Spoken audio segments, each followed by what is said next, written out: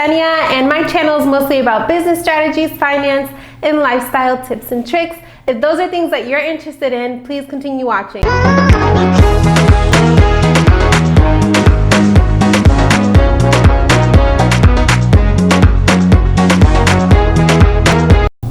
Okay, so I have something very exciting to share with you all. For those of you who do not know, I'm planning on opening up my first Amazon FBA shop, I want to say. So remember how I mentioned that I was planning to start my own online e-commerce type of business? Well, Amazon FBA is the direction that I'm heading to. So as I was doing a lot of research and I started already implementing a few steps, I thought about why not share with you all the information that I learned to see if this is something that you want to do, starting your own Amazon FBA business on the platform. So let's just jump right into it, because I have a lot of juicy, detailed information for you that I think is very, very important before you jump into that direction, and just to make sure that this is something that will work out for you long term. So take out your notes, because I'm going to be dropping a lot of knowledge flowers. You ready? Let's do this.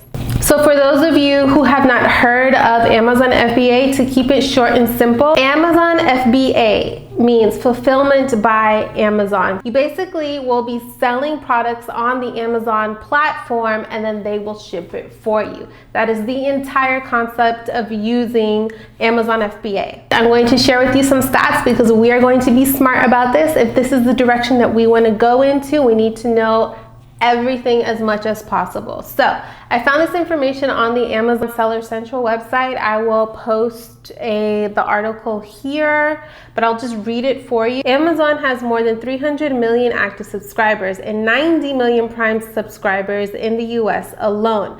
Brands available specifically to Prime buyers are those that utilize FBA. And Prime customers spend more money with Amazon. The average customer spends about $700 per year on Amazon, while Prime customers spend roughly about $1,300 per year. This means that if you use Amazon FBA and are therefore more visible to Prime buyers, you can make more money.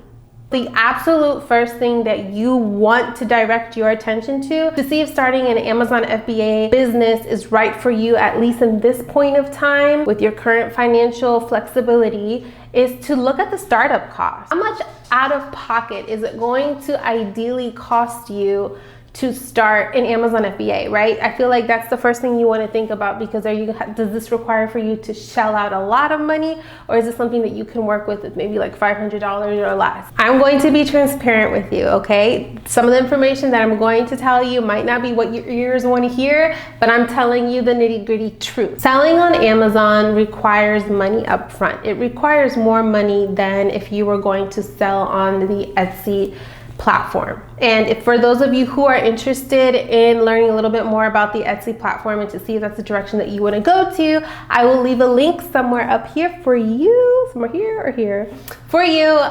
So just keep that in mind also if you wanted to check that out as well.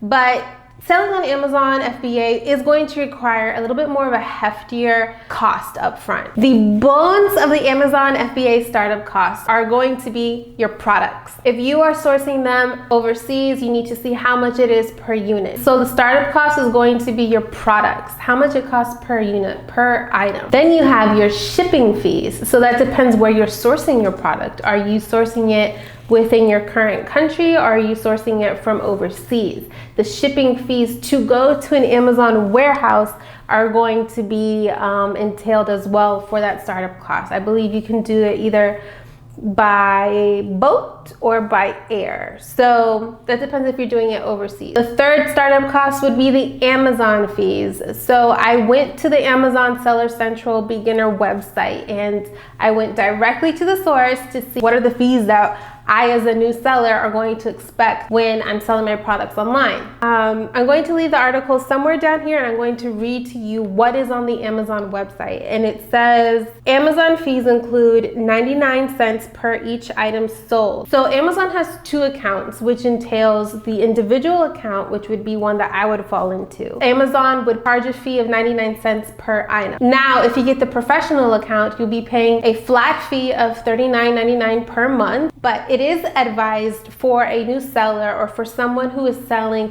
40 units or less a month to stick with the individual plan.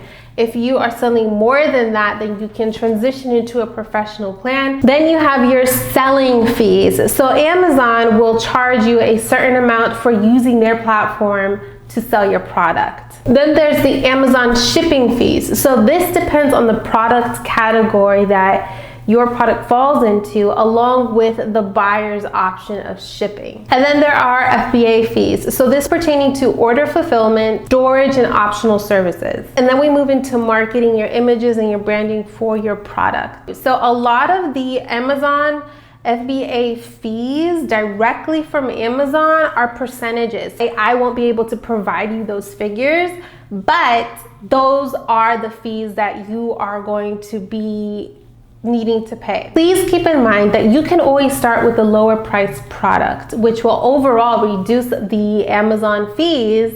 So now we know the startup costs, what that entails. Now we're going to move into the seller's responsibility, which is inventory stock. You need to make sure that your products are in stock. If not, you will be fined. Your second main responsibility is marketing your product. Now, if you're selling a high demand product, you may not need to market as much, but if you are selling a customized product, it is your responsibility to find ways to showcase your product amongst the 300 million products in Amazon's catalog. This is so you don't get fined for having your products sitting in Amazon's warehouse. They are very, very clear that they are not a storage facility. That's why it's very important that you understand how your inventory moves so you can minimize any storage fees. Now we know our responsibility as a seller on Amazon. So now let's talk about the perks of selling on Amazon. I feel like I fed you the bad news first. I'm sorry, but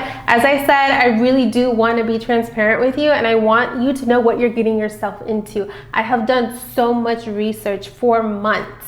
So that's why I'm like, you know what, let me share it with you. I am also going to be sharing with you my journey on doing an Amazon FBA business. And I'm going to take you with me so you can learn from my failures, from my mistakes, and also from things that I've achieved.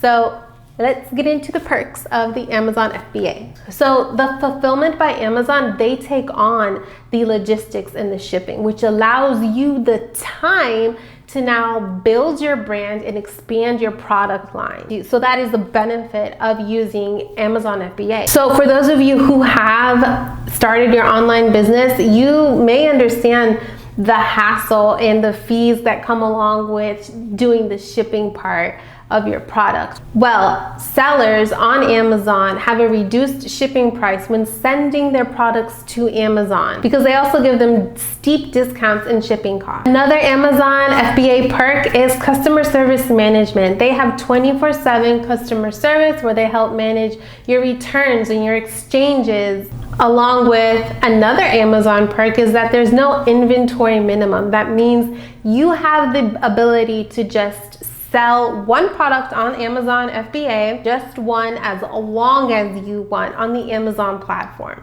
And an Amazon FBA from the consumer perspective is a quick delivery. A quick delivery equates to increased customer satisfaction. So if you haven't noticed, we live in an instant gratification society where buyers want their products now. Like, they want it instantly. So like myself, I have Prime. It's out of convenience, and that works in your favor because Amazon is doing the shipping for you. So if you made it to the end of this video, I shared with you what Amazon FBA really is. And we went through the stats together along with the startup costs. Like I mentioned earlier, I really wanted to be transparent with you just so you know what you're getting yourself into if you take that step into starting your own Amazon FBA business, and you're aware of the Amazon seller's responsibility and the Amazon FBA advantages. If you found this video helpful, or if you enjoyed this video, please give it a thumbs up. Consider subscribing to my baby YouTube channel. Help my little baby channel grow.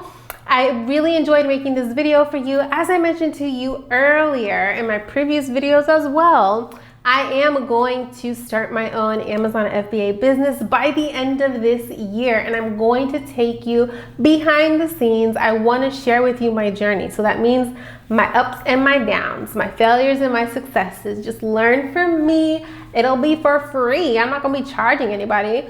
And yeah, I just really believe in the power of transparency. I really hope that this video helped to put things into perspective for you if you're deciding to see if Amazon FBA is a good start for your e-commerce business, along with what you need to know about it, really, because people aren't going to tell you the nitty-gritty. You need to figure it out. So I did a lot of research, and I just wanted to share it with you because I'm going to do it anyways.